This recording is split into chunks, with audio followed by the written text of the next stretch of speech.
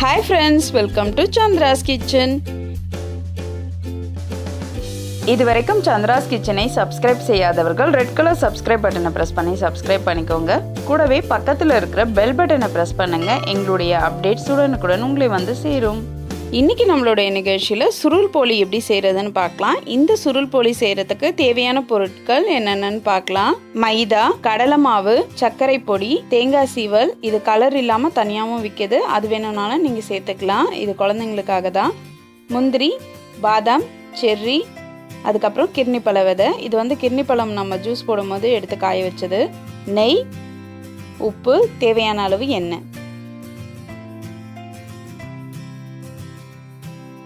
இப்போ நம்ம முதல்ல பூரணம் ரெடி பண்ணிக்கலாம். அதுக்காக 2 ஸ்பூன் நெய் விட்டுக்கலாம்.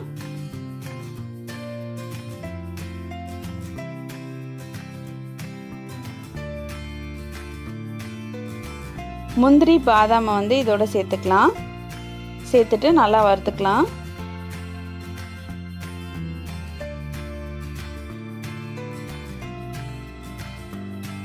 இப்போ இது வந்து கொஞ்சம் செவந்துருச்சு, இதை நம்ம எடுத்துடலாம்.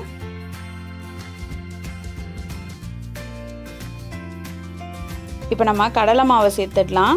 இது வந்து ரொம்ப சிம்மில் வச்சு தான் செய்யணும். மாவை நல்லா வறுத்துக்கோங்க. இந்த மாதிரி நல்லா வறுத்திங்கன்னா உங்களுக்கு நல்ல வாசனை வரும்.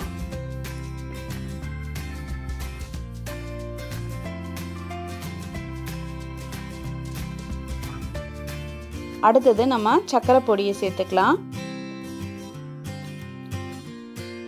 இப்போ இதை நல்லா கலந்து விட்டுறலாம்.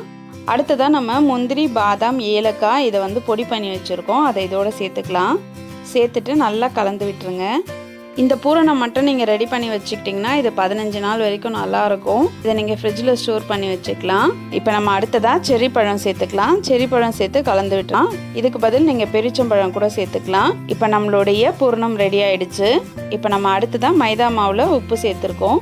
சேர்த்துட்டு கொஞ்சம் கொஞ்சமாக தண்ணி விட்டு இதை நல்லா பூரி மாவு பதத்துக்கு பிசைஞ்சிக்கலாம்.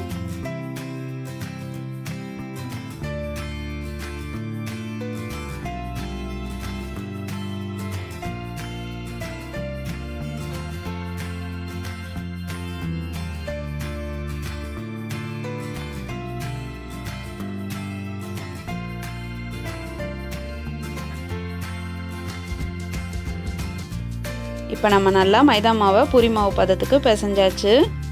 அடுத்ததாக நம்ம வந்து இதை பூரியாக தேய்ச்சிடலாம். எப்பவும் செய்கிற பூரி சைஸை விட கொஞ்சம் பெருசாக தரட்டிக்கோங்க.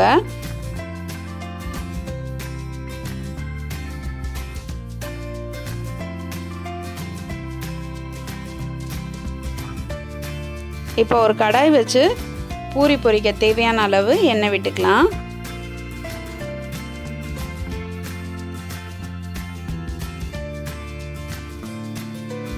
இப்போ எண்ணெய் காஞ்சிடுச்சு, நம்ம வந்து பூரியை போட்டுடலாம்.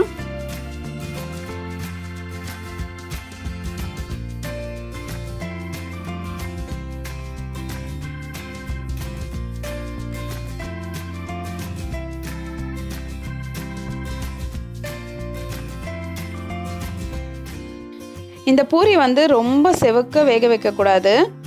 இது வந்து 3/4 பாகம் வெந்தால் போதும். இதை நம்ம வந்து எடுத்துடலாம். இது சூடாக இருக்கும் பொழுதே நம்ம வந்து ஒரு பிளேட்டில் வச்சுட்டு நம்ம பூர்ணம் ரெடி பண்ணி வச்சுருக்கோம் இல்லையா, அந்த பொடியை வந்து இதில் 2 ஸ்பூன் வச்சுக்கலாம். இப்போ இதை வந்து நம்ம இந்த மாதிரி சுருட்டிடலாம்.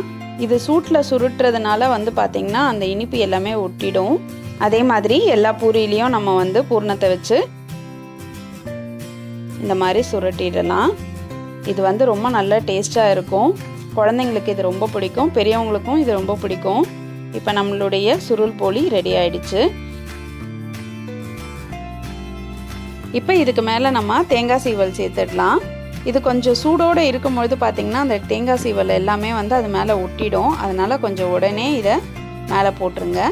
அதுக்கப்புறம் கொஞ்சம் சர்க்கரை தூளும் இது மேலே தூவிடுங்க.